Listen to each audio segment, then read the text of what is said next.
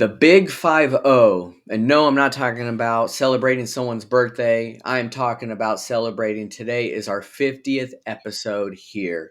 And it is a great celebration for us, but we're going to throw out some awards this episode. We are going to talk about the NFL awards and who we think has a chance to win these awards and who we think will actually win it. I'm Matthew Raridan. I am your host, and this is Total Sports Talk Beyond the Lights.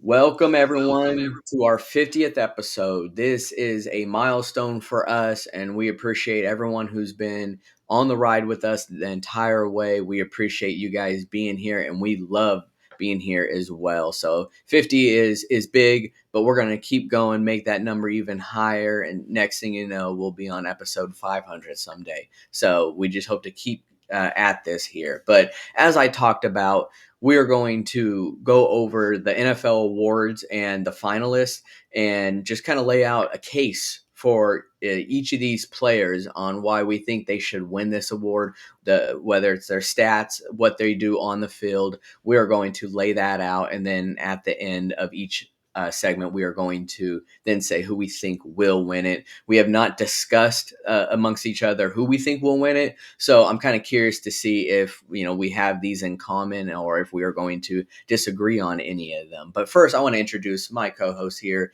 We've got David Street. What's up, everybody? And we also have got Ed Smith. Welcome, y'all. So I want to take a dive here into the Offensive Rookie of the Year.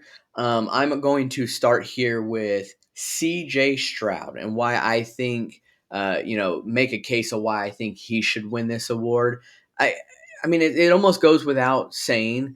C.J. Stroud has just been a commander and a leader on the field. To what he has done with this Texans team already speaks to who the kind of player he is. But he's doing more than what I feel like a normal rookie does. This guy is looking like a legit quarterback that who could be in an MVP race because of what he's done so far this year. I talked about this a couple episodes ago with this stat that I just found so intriguing. The reason why I did is because he is a rookie. And this is the stat here. There's only been 3 quarterbacks in all of NFL history that have led the league in passing yards a game, as well as having the best touchdown to interception ratio in the league. Well, the other 2 quarterbacks that have done it besides him is none other than Joe Montana and Tom Brady, 2 of the quarterbacks who are highly regarded as the GOATs of NFL football. And to be in the same category as them in this stat just tells you what kind of quarterback CJ Stroud is and the quarterback he's going to be in the NFL. His future is looking bright. But it's more than just that stat there. This was a 3-win Texans team last year. Now, a 10-win Texans team. And, oh, by the way, AFC South champs. I mean, that is such an amazing turnaround for a team. But there's a lot of reasons why that happened, but CJ Stroud is one of those at the top of the list, as well as D'Amico Ryans, which we'll talk about here later also. But CJ Stroud has really brought a lot of momentum and a lot of hope to this Texans franchise that I think that their future is bright, but it just is even brighter in my opinion. So I really feel like CJ Stroud is going to win this award because of those things, those stats, and that's just how I feel when it comes to that. But there's another rookie out there on offense that actually really made his imprint in the NFL this year, and it kind of came out of nowhere, unless you went to BYU or you really paid attention to BYU, you may not have even known who this guy is. Well, now you better know who this guy is. That's none other than Puka Nacua. David, talk to That's us. right.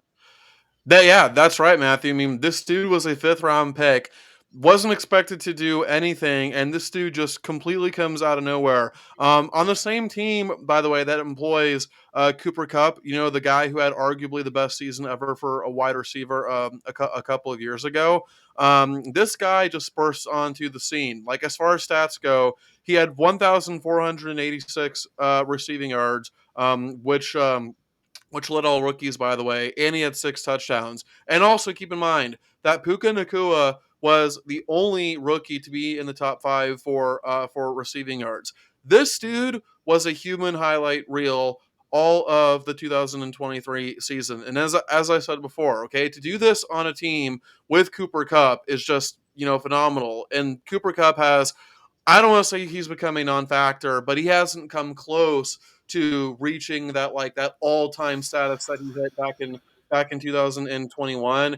And it is because of the emergence of Nakua that the Rams were able to make the playoffs with a 10-7 record. And I don't know how many years Matthew Stafford has left in the tank, but Puka, being a rookie and just seeing the obvious abilities that we see from him, I tell you what, he's going to make Matthew Stafford play longer, or at least he's going to make Matthew Stafford want to play more years, just because of how incredible this dude was. I mean, as I said, the dude was a human highlight reel, and even in the playoffs, the dude went off. And if you weren't able to see it in the regular season, everybody should have gotten a chance to see just how incredible Puka was in the playoffs. So I think you can make a great case for Puka, not just because of the stats he had, but also the impact that he had on the Rams offense. So that's the case that I would like to make for Puka, a fifth round rookie who just completely came out of nowhere. Yeah, he really did. I mean, there have been several receivers who have came out of those latter rounds that went on to have huge success. Antonio Brown, who was on my team as well as yours, David, although now he is a big head case, that guy was one incredible talent, and he was drafted in the later rounds. But this guy was not drafted in the later rounds. In fact, he was drafted really early, and a lot of people were skeptical about that. But he is in the conversation for Offensive Rookie of the Year, and that is none other than Bijan Robinson for the Atlanta Falcons. Ed. Yep, and uh, I will start Bijan Robinson's case with a hook'em, so because of course that's where he came from, and it was really one of those cases where he's in the talk for Offensive Rookie of the Year because of the hype around him and the talent that you see him have, but he was not utilized in the best way possible in his first year. He almost hit 1,000 yards with 4 touchdowns, but it's one of those things where if you are not in the right offensive system with the right head coach, you are not being utilized to your full capability and you're just wasting away. I feel like Bijan Robinson's rookie campaign was almost I don't know, an audition rather than truly showing the league what he can do. Yes, we all see the balance, we see the power, we see the elusiveness, we see the open field, we see the hands, everything that he has to offer. But but Arthur Smith, getting fired before he after the last game of the season, he was just not as his quarterbacks. Who are these guys? They are nowhere near on the offensive level of what Bijan Robinson can offer. So, when you're putting it all together, yes, he had some pretty good stats. 976 yards, 4 touchdowns. He would have gotten better as the game along, but for some reason, when you get into the second half, Arthur Smith absolutely refused to run him. Through the 17 game schedule, he only had 61 carries in the third quarter and only 48 carries in the fourth quarter. I don't know if you're trying to save his career or for your next season, which not a next season for Arthur Smith. That's for sure. Uh, but I will make the case that Bijan Robinson can be the offensive rookie of the year due to what we've seen him be able to accomplish in what constrained manner he was put into in his rookie season.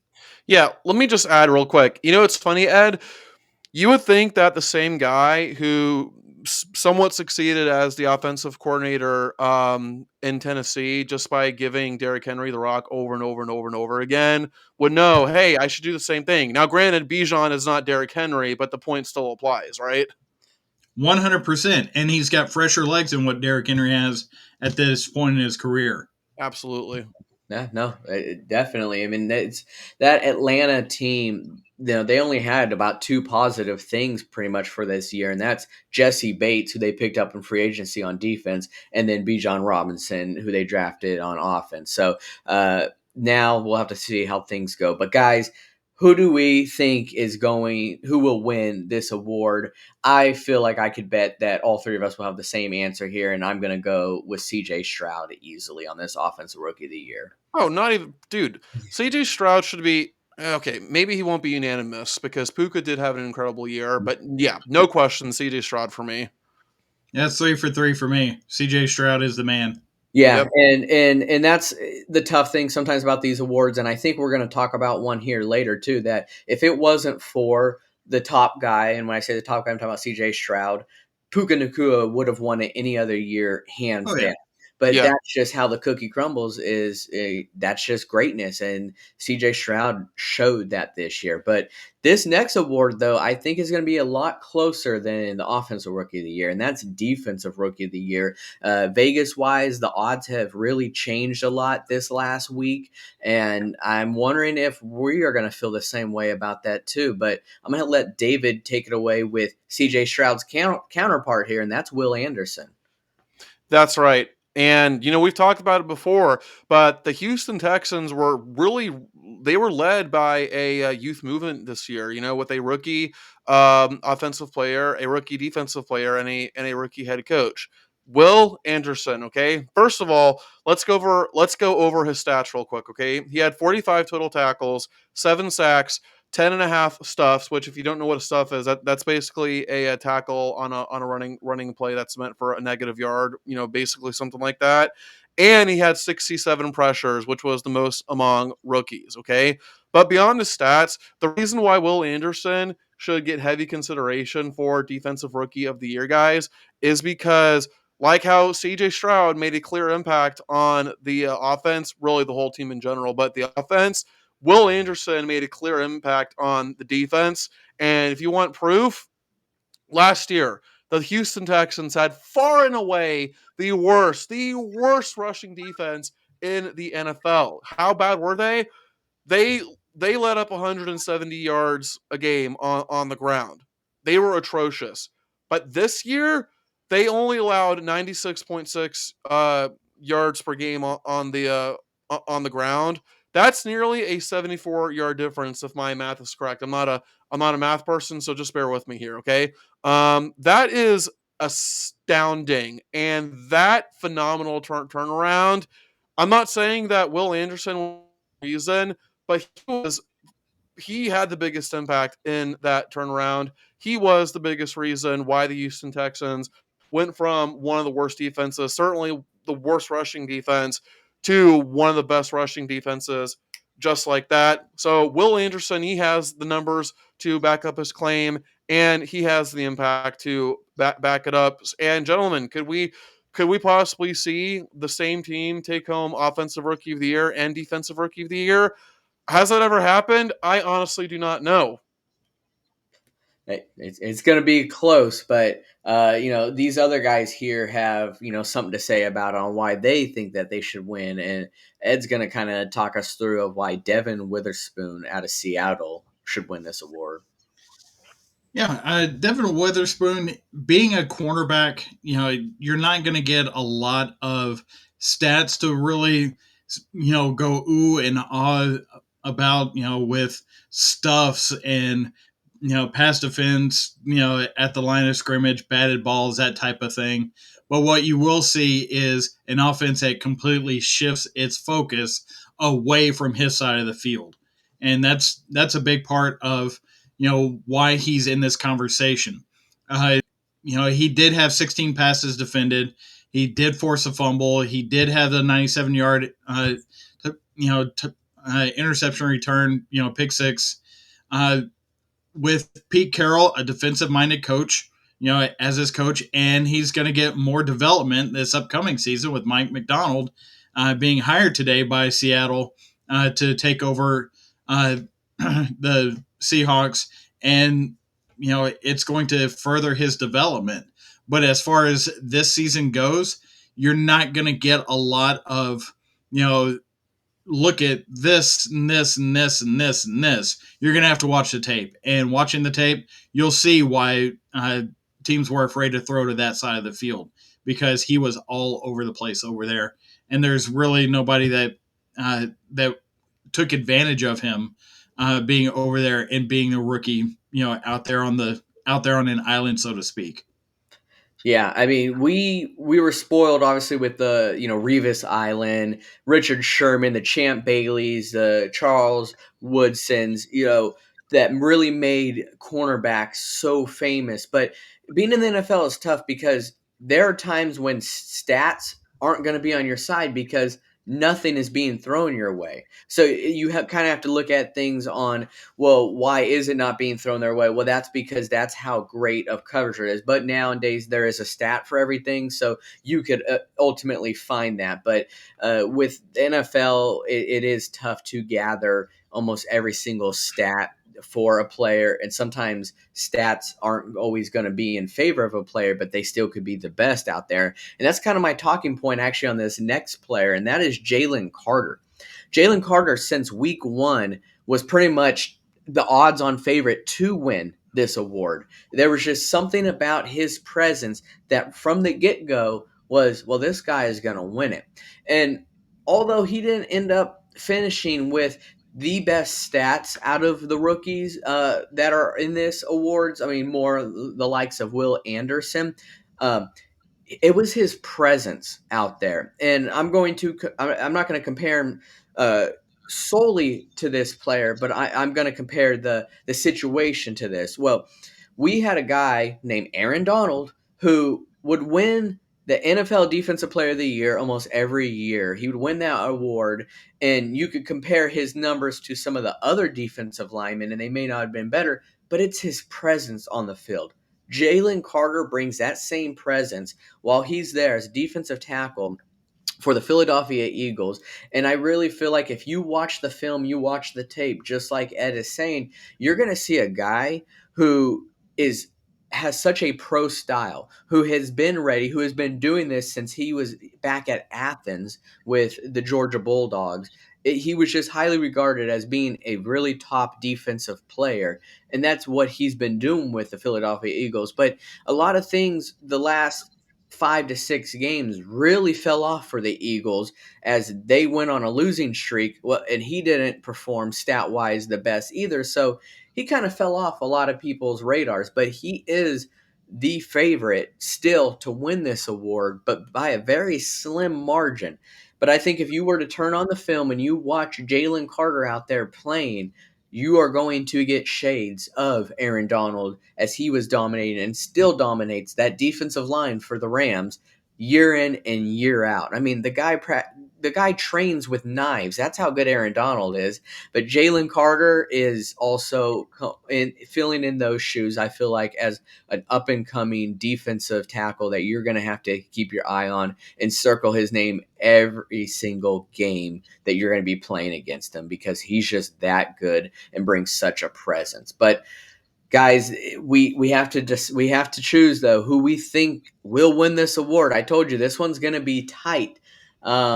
Ed, I'm going to start with you. I'm gonna call it, the double whammy. Will win. Uh, there's just because when these awards are being voted on, you're looking at the second half of the season, Mhm. and taking into account what happened in the first half. Well, guess what happened in the second half of the season? Will Anderson's team made it to the playoffs. Jalen Carter didn't. Yeah. And, Devin Witherspoon, as much as you can throw the tape on and see how dominant he was out there on the edge, you're not going to get enough, buzz about him. So I'm going to put my vote in for Will Anderson. David? You know, I was heavily leaning toward Devin Witherspoon, just because, in my opinion, I think cornerback is the hardest position for a rookie to get accustomed to, and the impact that he made, as a rookie at that position was incredible. But I got to go with Ed here, man. Like, how can I not go with Will Anderson? Because he has the stats again, but the clear impact that he made, helping lead the Texans to go from the worst rushing defense to a damn near top five rushing defense. I mean, the dude made an impact on the team, and he was a big reason why the Texans went from a joke to division winners, and why they probably are going to run the AFC South for the foreseeable future. So count me in with Ed. I'm taking Will Anderson. Well, no surprise here. Another clean sweep. I am going with Will Anderson. Also, there is a reason why there's been such a swing lately in the odds.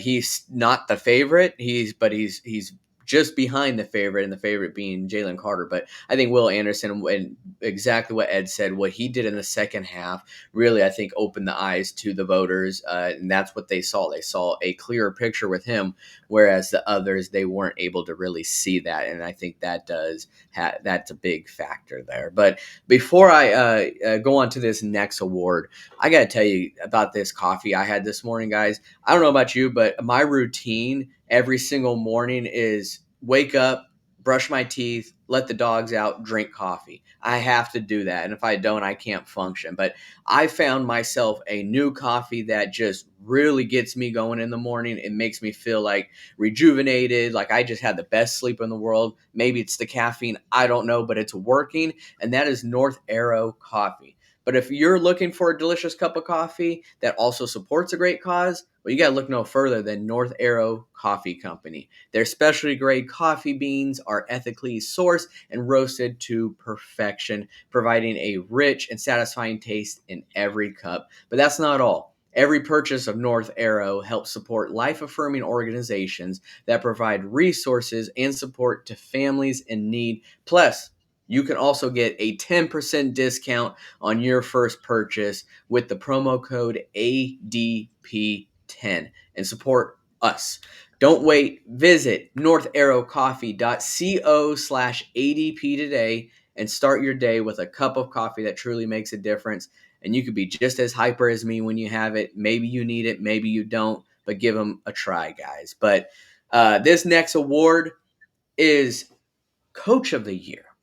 And I mentioned his name earlier, and you're gonna start seeing a trend here. I feel like in these first three awards, that was not by design, but D'Amico Ryans, guys, Houston Texans, and he is a rookie head coach also. Yeah, the youth shall be served when it comes to this past season.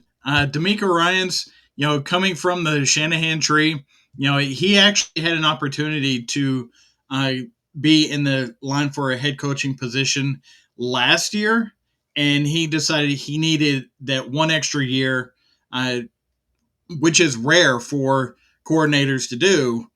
Being the coordinator for San Francisco, you know, he spent that. He said, "You know what? I need to spend an extra year under Shanahan because this guy knows how to coach, and I need to put myself out there more, take more responsibility as a head coach while still being in the coordinator position." I think he did a phenomenal job, understanding what it was going to be like as a head coach before he took the job in Houston, and it shows. He brought Slowick in as the OC, who's in line for head coaching positions, even though as of today he has taken his name out of those considerations until next season, doing very much what D'Amico Ryans did, to get an extra year under his belt to understand what the whole organization needs him to be as a head coach. But when we're talking about where D'Amico Ryans came from, he was a Houston Texan. The conquering hero comes home, and he made it work in the place that just loves the guy, and he loves the city of Houston. And the with him there, the window for championships are wide open, and it all started with the first step. The first step of the Texans organization getting out of the garbage heap and onto the playing field was hiring this man, D'Amico Ryans, who should be the coach of the year. And if there were a rookie coach of the year award, he would sweep that as well. Yeah, yeah, no, I pretty much agree with that. And what he has done there, he seems like that guy that's just going to be there forever because just how much he has the love for that city and they have the love for him too. He's just going to be that guy that I feel like is going to be with the Texans the rest of his career. But, another guy that is going to be talked about up there as winning coach of the year, and that's Kevin Stefanski for the Cleveland Browns. What Stefanski has done this year, I feel like a lot of coaches would struggle to do. And what I mean by that is four starting quarterbacks. Actually, every coach before did struggle to do that, as Stefanski was the first head coach ever to start four different quarterbacks and still make the playoffs. The Browns were surprisingly good, and on top of having four different starting quarterbacks throughout the year and bringing in Joe Flacco at the end, they lost their star running back in Nick Chubb, who is just an animal out on the field. They lost him pretty early on as well in the season, and they still continue to do this. But that could be part of the reason why their defense was just so good this year. That's what helped them win these games. But it has to still be talked about what Coach Stefanski did for this Browns team to lead them to the playoffs, regardless of how good their defense was. Just shows you the coach that he is. But it's almost like kind of like the tables have turned because just a couple years ago, he was the D'Amico Ryans of the Cleveland Browns as he won Coach of the Year with them when he brought them to the playoffs for the first time in almost 20 years. He turned this franchise around, and he did with Baker Mayfield too. So and that's not a dig at Baker Mayfield. It's just he wasn't the right guy for that job, but nonetheless, they still made the playoffs that year. He won Coach of the Year, and he won the game sitting in his basement at home. I don't know if you guys remember that. I do because they beat my Steelers, so of course I'm going to remember that. But he was at home in his basement because this is when COVID was around. But he is a leader for that team as their coach. And I know they're happy with that hire that when they did hire him and how well he's been doing. But the fact of the matter that he still got his team to the playoffs this year with all the injuries and turmoil they had there, I think is incredible and is a reason why he should win Coach of the Year. But we got another guy who wants to say something too. And we just talked about him last night in our episode, and that's Mr. Aggressive himself, not Dan Lanning, but Dan Campbell. Yes, that's right. Not Dan Lanning, Dan Campbell. Just a little mistake that I made because they're both named Dan and they both have aggressive philosophies. Look, guys, there are, I think generally speaking in sports, there are teams out there who win in spite of their coach and not because of their coach. Prime example I can think of is when the Miami Hurricanes won the 2001 title with Larry Coker, but everybody and their mamas knew that Larry Coker was not the reason they won, and and then they just kind of fell apart toward the end of his tenure there. But this is not the case with Dan Campbell. The Lions truly go the way that Dan Campbell goes. And the way that I look at it is if you want to know how good a coach is, look at how the teams have been performing on a year to year basis, okay? Year one under Dan Campbell, in Detroit, 3-13-1. Year two, 9-8. Year three, 12-5, and a division title for the first time in 1,000 years. Okay, clear year to year improvement under Dan Campbell. That is a clear indication that this guy knows how to coach. And just, beyond the on field results, this dude lives and breathes Detroit. When he first came to Detroit, he was actually crying. Like, he was in tears because, for the first time in a long, long time, the Lions finally had a guy who truly embraced the culture of Detroit. It certainly helps that he played in Detroit before, so he knows how the people of Detroit tick. Like, he knows what makes them tick. He knows what makes them work.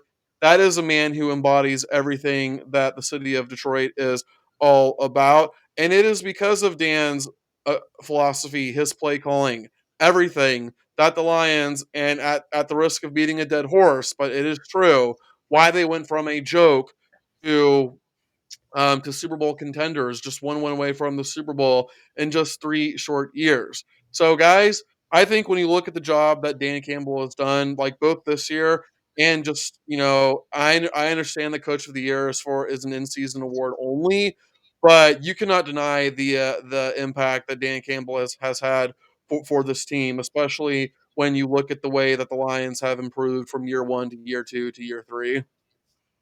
Yeah, improving is a big part and key of the game on in all aspects, but from the head coach, that's where you succeed because if you're not, you're gone. That's how the NFL is, and he is showing that his trajectory is just continues to go up. So his name deserves to be in this. But I think at the end of the day, I think who will win it is going to be D'Amico Ryan's. It is the obvious choice, just as I said with CJ Stroud with the Texans, how they turned it from a 3-win team to a 10-win team all in 1 year. And with a rookie quarterback, just speaks to how great he has done as the head coach there. So I got D'Amico Ryan's winning. David, you agree? I actually do not agree. And this is really really tough for me, Matthew. I mean, Yeah. this is even tougher than defensive rookie of the year because I think all three guys make a great choice. But at the end of the day, my choice would be Kevin Stefanski. I mean, you said it yourself. The guy led the Browns to the playoffs with four different quarterbacks. That is insane. Like, how can I not?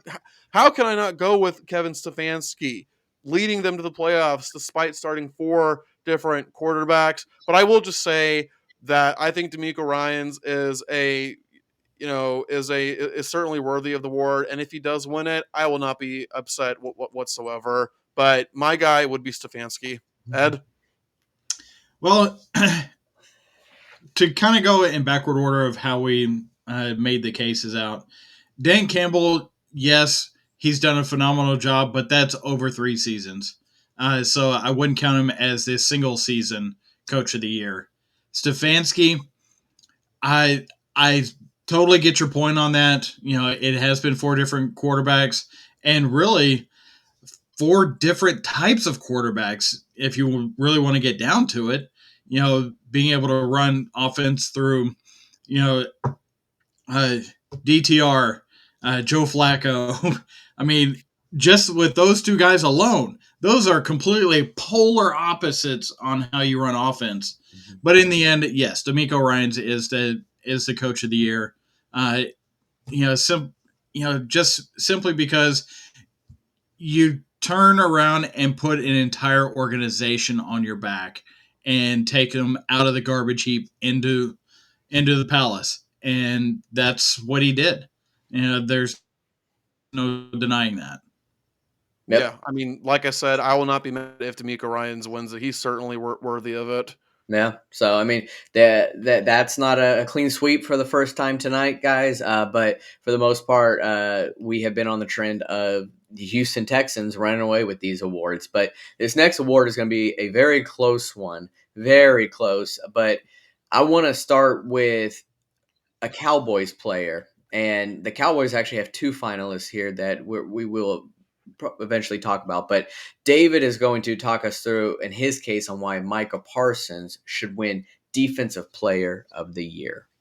Well, ever and again, I understand that this is an in-season award. It's not a across the seasons award, but I'm just going to make a point here that ever since Micah Parsons came into the league, he has been a defensive player of the year type guy pretty much every single year.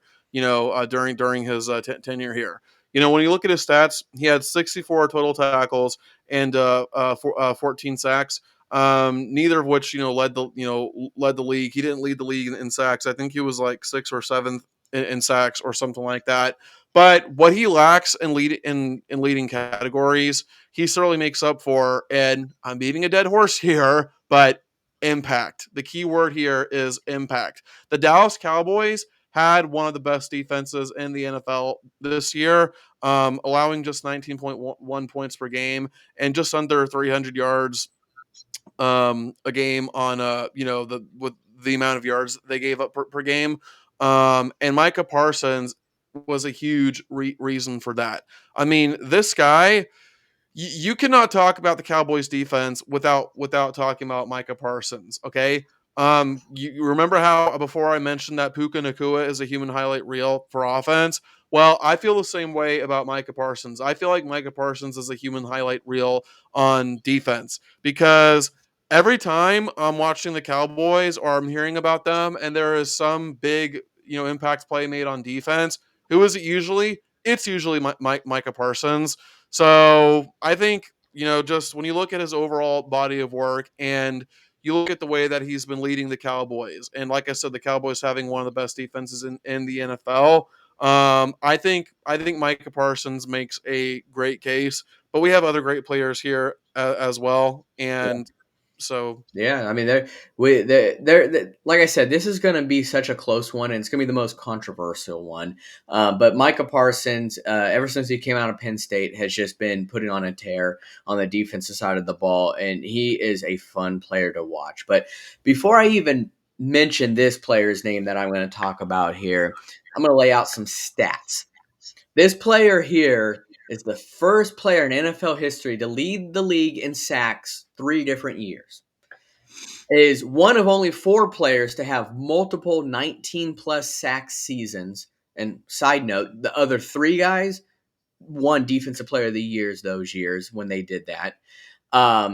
And it's this guy here, compared to the other finalists as Defensive Player of the Year, besides Deron Bland from the Cowboys, who's a cornerback, all the finalists are defensive ends, okay? So I'm going to compare it to the rest of those. This guy, compared to the other finalists, has more sacks, more quarterback hits, more pressures, tackles for losses, tackles, interceptions, forced fumbles, fumble recoveries, pass deflections, and yes, even a touchdown under his belt. That's 10 different stats that he has on top of all the other finalists. And who is this player I'm talking about? Well, that's none other than TJ Watt. Come on. Surprise, surprise. All right. TJ Watt, I try to put all the bias aside, but when I look at these stats and I look at what he's done year in and year out, especially this year, and leading the league again in sacks 3 different years, I really feel like this guy should be winning the award. That's just how I truly feel when I look at these numbers, and I just feel like he's up there among one of the greats. We saw that with his brother, with JJ, and how he won the awards all those years. Why? Because he was putting up these numbers. Well, TJ Watt's doing the exact same. So I feel like TJ Watt should win this award, and that's my case for him. But there's another guy, though, that same division as him, who, well, he wants to put his name in, and he's going to have something else to say. Ed, who's that guy? Well, you want to talk about TJ Watt? Not so fast, my friend. Not so fast. We're going to talk about Myles Garrett here. This is just a wrecking ball of a defensive end, and has been since he came into the league. This is a guy that had 42 tackles, 26 of them solo, just doing it by himself, 14 sacks. An interesting stat on the 14 sacks, 8 of them were when it was on his side of the field. So when the defense is backed up, that's when he does his best work. You know, he, while the defense itself did not give up, was the best defense in the league as far as giving up yards, when the offense did get on their side of the field, that's when they kicked it into high gear, and Myles Garrett was the catalyst for it. He is a guy that just doesn't matter what side you put him on, that tackle is scared. It just, because you don't know what you're going to get. You're going to get, it's like Forrest Gump's box of chocolates. You never know what you're going to get. Are you going to get the swing move? Are you going to get the spin move? Are you going to get the inside? Are you going to get the bull rush? He is so good at, technique within, setting up a tackle to move one way and then get out of it and just tie up the hands and feet of the offensive lineman in front of him. It is phenomenal to watch. And he's just a guy that, without him, that is a not so great defense. Yeah, Smith on the other side of him, to help draw attention away, and they use that, effectively to create one-on-one matchups for Myles Garrett to have, including having the fourth fastest sack all season at 2.27 seconds in week 3, which was Ryan Tannehill, by the way. He is fast, he is powerful, he is mobile, he is agile, and he's just tough to stop. One of the things about playing in that division, though, you're going to be playing on grass. You're going to be playing most often in not great weather conditions, and that's exactly where Myles Garrett flourished. When you look at the Cleveland defense as a whole, especially pass defense, they gave up 20 fewer yards than the next best team in pass defense. At home, they only gave up 216 yards a game. That is a phenomenal number, especially when you consider the next team behind them gave up 270. So you're looking at a 50 to 60 yard difference, in yards giving up through the air, and what keeps the pass game at bay, a pass rush, and he is certainly the guy to do it, and that's why I make the case for him to be the defensive player of the year. Yeah, I mentioned that this is going to be one of the close ones, and it's going to be quite the controversy. But I have a feeling that we're all going to be in agreement here who we think will win it. Ed, I'm going to let you go first. I'm going to go with Myles Garrett. You know, I know you've got the stats on your side for T.J. Watt, but I think it's more of him carrying the entire defense and not just being phenomenal on his own. David? Uh, you know, it's between Myles Garrett and TJ Watt for me, but if I really had to choose, I'm going to go with Myles Garrett. And just like Myles Garrett, just ever so slightly above TJ Watt. Like, you certainly made an amazing case for him, Matthew. But as we've talked about before, with the Browns having like four different quarterbacks, having being carried by their defense, and the best player in defense clearly being Myles Garrett, I'm gonna go with MG here. Just gonna say, guys, the Steelers are 1-11 without T.J. Watt. If he's not their most valuable player, I don't know. I But, know, but but I am in agreement with you guys. I think Myles Garrett will win this award. I think that he shows up when they need him the most, and he's just way more just kind of explosive out there on defense. I do think that TJ Watt does hold the stats compared to him, but I think ultimately Miles Garrett will win this award.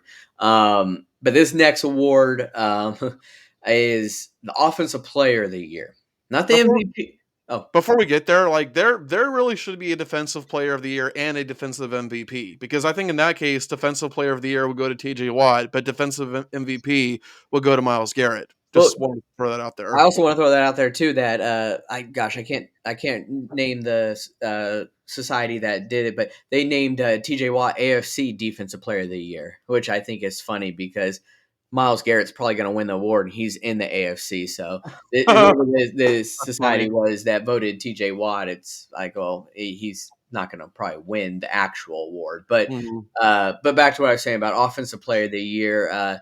It's not the MVP. I want to put that out there, but Offensive Player of the Year, and we got some cases out there on who can win this. But David, there's a very very speedy guy out there nicknamed Cheetah who wants to win this award. Don't blink, or you're gonna miss. I already missed him. I missed him too, guys. Tyreek Hill had an absolutely incredible year. Like, how incredible was he? Listen, we've never had a 2,000-yard receiver. The closest we had was Calvin Johnson back in 2011, I think it was. Well, Tyreek Hill was Tyreek Hill came so close to becoming the first 2,000-yard receiver in NFL history. Ultimately, he didn't get it because he kind of slowed down in the end. But nevertheless, let's go over his stats real quick. He led the league with 1,799 receiving yards, and he tied for first with 13 touchdowns. He had 29 20-plus yard receiving plays, which was, again, tied for first. And he also led the league with 83 first downs. Guys, I know a lot of times when you think of like your most valuable player on offense, it's usually always the quarterback, but that's not the case here. And that's not a knock on Tua. I think Tua is a great player, and I think he gets way too much undeserved flack. But there is no question that Tyreek Hill is clearly the best player on the Dolphins offense. He's clearly their MVP.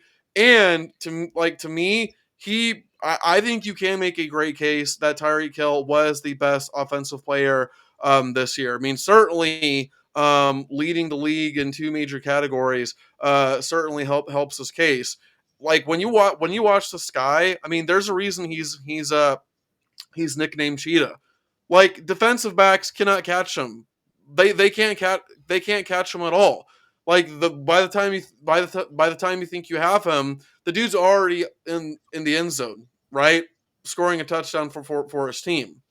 And I cannot believe the Chiefs traded him. Yes, I know the Chiefs won a Super Bowl without him. Okay, but still, but what a get for the Dolphins, man! Because like this dude is just.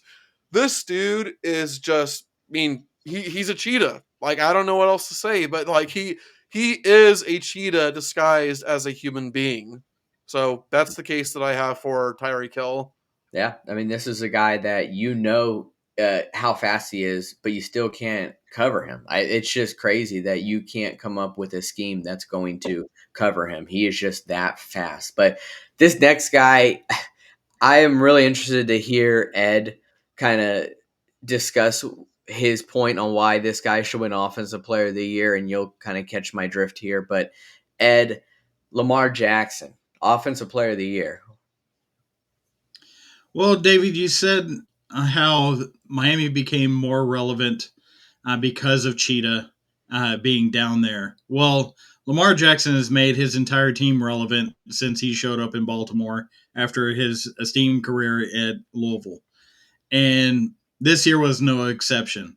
Over 3,600, he is basically the full package of offense in one player. When you're talking about his yardage, throwing 3,600 yards and 24 touchdowns to 7 interceptions, that's more than 3-to-1 clip, which is a great stat line. It's not Rodgers esque, but when you're talking about what they ask of him in the passing game, that is certainly adequate for what the Ravens need out of him. But the real story becomes his rushing. 148 rushing attempts for 821 yards and 5 touchdowns. That is why do you even have a running back at that point? Just Exactly. let him run Q power, or you know just use the wide receivers for your RPO game, because it's going to be Lamar carrying the ball. That's simple enough as it is. Now there was a bugaboo for him, and that was the fumbles. He had 11 fumbles on the year. He lost 6 of them. You just can't do that. So that's 13 total turnovers just out of him. So I do think that is a bit of a bugaboo for his offensive player of the year candidacy. But he is the same quarterback that led the Ravens to the number one seed, winning 10 of the last 11 games of the regular season. So as far as being the offensive player of the year, he is the offense of what the Baltimore Ravens have. And there's no doubting that. So that is going to be my case for him being the offensive player of the year, being basically 90% of the offense of the number one seed in the AFC. That's fair. By the way, Matthew, before you go on to talk about your next guy, what I find absolutely hilarious is that I'm supposed to make a case for him for MVP. So I have a feeling that for my case for the MVP, I'm just gonna be like, yeah, what Matthew said. Well, it's funny that you said that because my case for MVP is who Ed just did, and it's pretty much verbatim what he just said. But that just shows you just how similar we think. But yes, this next guy is none other than Christian McCaffrey, and I want to talk about the award itself. It's unfortunate, but this is like the MVP runner up award. It's kind of like a consolation prize where it's usually a non quarterback who wins it. In the last 7 years, only two quarterbacks have won this award. Kind of goes to show you that it is usually a non quarterback who wins this, but they're usually not going to win the NFL MVP. But this guy, Christian McCaffrey, can make a case for both because he is just that good. He is your Swiss Army knife on the field, where he has over 2,000 yards from scrimmage. So, to be exact, 2,021 yards from scrimmage, 21 touchdowns total. So, yes, he is a Swiss Army knife because when you tell him to do anything, he'll do it. He is pretty much like a field general that is not a quarterback. He will play receiver when you need him to. He will. He is your running back one, but he is just so talented at what he does. I'm telling you, he's one of the most talented players I've seen out there. Uh, his presence is felt every single game he's out there, and we talked about this yesterday on the episode. Some of these first down runs that he has is some of the hardest runs you'll see out of a guy. And this is a guy who lays it all out on the field. He really does. It seems like every game I see him bleeding. I see bruises all over him. Why? Because that's how hard he plays. He loves the game and he wants to win. That's really what he wants to do. Granted, if you're in the NFL, I hope you all have that in common is you want to win. But this guy really wears his heart on his sleeve. You're seeing his effort every time. But guys, over 2,000 yards from scrimmage, 21 touchdowns. This guy is the total package, and he could probably play quarterback. He'll punt return, he'll kick return if you tell him to. And I guarantee you, if he was punt returning and kick returning, you're going to see the same sights that we saw when he was at Stanford. He'd probably run it back. That's just how good he is, but they just don't want him to get hurt. So that's why he's not out there. But Christian McCaffrey is my case and my winner for Offensive Player of the Year. And I'm just going to go ahead and say right now, that's who I think will win this award is Christian McCaffrey. I'm going to agree with you. As far as, as we talked about in last night's episode, I think Christian McCaffrey is going to win the Offensive Player of the Year, but not the MVP. I think we have another clean sweep. Yep, McCaffrey. I mean, I feel like that was one of the easier ones, and that's not to discredit the others, including Tyreek Hill. Tyreek Hill was on pace for a while to set the record. His presence is almost as felt even more than Christian McCaffrey. It's just the NFL. You've got incredibly talented players, but this next award is the top of the top. This is the very best, and narrowing it down to three is even a tall task, but we did. And we're going to start out with Josh Allen with the Buffalo Bills, Ed. Yes, Josh Allen, the MVP, the tip of the top, cream of the crop, number one and moving higher all the time. That's where we're at. And Josh Allen, I think, makes a great case to be the MVP, not just because of offensive numbers, but also the perseverance of what he has gone through this season, bringing the Bills back into the playoffs, back into getting the home field game against the Chiefs, which we saw what happened there. But over 4,300 yards, 29 touchdowns. Yes, he had the 18 interceptions. That was just him trusting himself more than maybe he should have at times, and trying to do too much when things were kind of collapsing around him. Some wide receivers were being maybe a little diva-ish and not catching the ball like they should have. I'm not going to name names. And then how the rest of the offense kind of goes around him. The team surrounds themselves around Josh Allen. He is the unquestioned leader of that team in that locker room. And, they won the last 6 of their last 7 games to get to the number 2 seed so they could have that home field game against the Chiefs. That loss that they had was one of the games of the year. The 37-34 overtime game at Philly. That was a game that kept everybody glued to the set. And one of the, if you want to throw out a stat that really puts it over the top for Josh Allen, I'm going to tell you about the 15 rushing touchdowns. That's more than Christian McCaffrey had. I mean, that is a phenomenal number to also be the quarterback, throwing for 29 touchdowns. So you put them together, you've got 44 touchdowns and lost 22 turnovers. I would take that 2-to-1 ratio. I don't know about you guys, but I would figure something else out, to help him further along.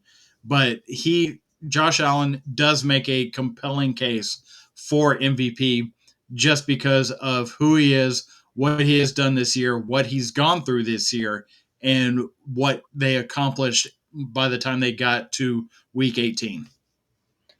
Yeah, this is one of the awards that there's a lot of people that are really making a case on why they should be the MVP, and Josh Allen is one of those. We saw that coming down the stretch when it mattered the most for the Bills, but it's going to be deja vu right now. You probably just heard this about 7 minutes ago, but Lamar Jackson, guys. I mentioned just the award before this. I used the term Swiss Army knife, and Lamar Jackson pretty much is that for the Ravens offense. He is the Ravens offense because of him at the quarterback position, not only throwing it but running it. Lamar Jackson has been labeled even earlier in his career as a running back more than a quarterback. And now you are seeing a guy who could do both. And why say that just because he can run the ball is bad? It's not. It just shows you how versatile he is and how valuable he is. Keyword valuable. And he showed that and put that on display this entire year. And just like Ed said, winning 10 of the last 11 to then end up getting the number 1 seed in home field advantage throughout the entire playoffs is just exactly what they needed and exactly the player that Lamar Jackson is. And unlike the Browns, who had a defense that carried them, the Ravens both their offense and defense carry them. That's just how great of a team they were. Lamar Jackson was this offense. They do have great players like Zay Flowers there, and they did have to deal with injuries with Mark Andrews and had players like Isaiah Likely step up. But Lamar Jackson, guys, and Ed talked about the stats earlier, but 3,768 passing yards with 24 touchdowns just in the air, and then you look at rushing yards with 821 and 5 touchdowns on the ground. It is just so balanced that it starts kind of reminding you of the guy who won the Heisman Trophy this year. Oh, yeah, Jaden Daniels. Yeah, that's exactly what he did, too. This is a guy who did everything for this offense, but Jaden Daniels had a lot more weapons than Lamar Jackson did. But Lamar Jackson is really showing how he has grown up into a really good quarterback, guys. I know he won the MVP back in 2019, but we are seeing a guy grow into a great quarterback more than just using his legs. It's just he was able to use his legs because he's just that talented. So, Lamar Jackson, I really feel like uh, that's my case on why I think he should win the MVP because of everything he did for this Ravens offense through the air and on the ground. But David, I know deja vu is going to strike again. Christian McCaffrey. What Matthew said. No, look, man, look. Matthew already gave us the stats. But I'm going to split the stats here just so you can get a clear idea of just how versatile of a player Christian McCaffrey is. Okay. Through the air, 1,459 yards and 14 touchdowns. Wait, excuse me. On the ground. Woo. Yeah. On the ground, 1,459 yards and 14 touchdowns. Through the air, 564 yards and 7 touchdowns. Okay, so like we're not talking about a guy who had a crap ton of receiving yards and then he just had, or dang it, a crap ton of rushing yards and then just sprinkle in some receiving yards to make it look like, oh, like look at all these all purpose yards he had. No, this guy was truly balanced on the ground and through the air. But there's also a couple of stats as well, guys, okay? Christian McCaffrey had 83 rushing first downs, which was far and away the best in the NFL. But beyond everything that I've told you guys, this is one stat that to me just blows my mind and why Christian McCaffrey truly stands out above the rest.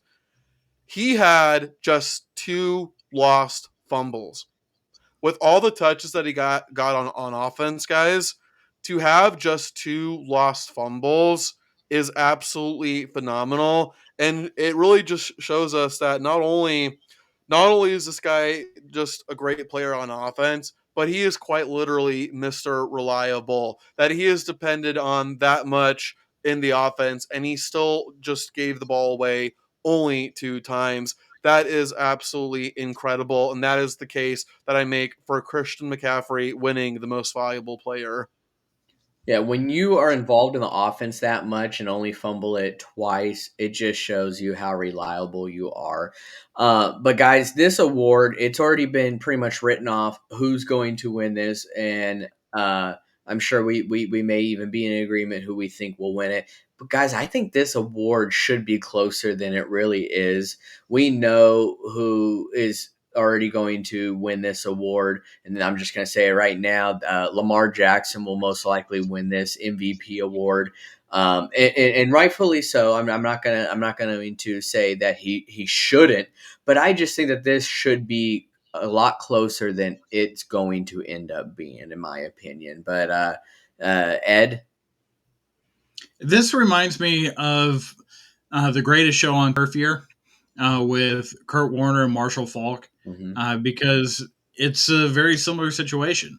You've got a quarterback that is great at running a high flying offense, an offense that's going to gain a lot.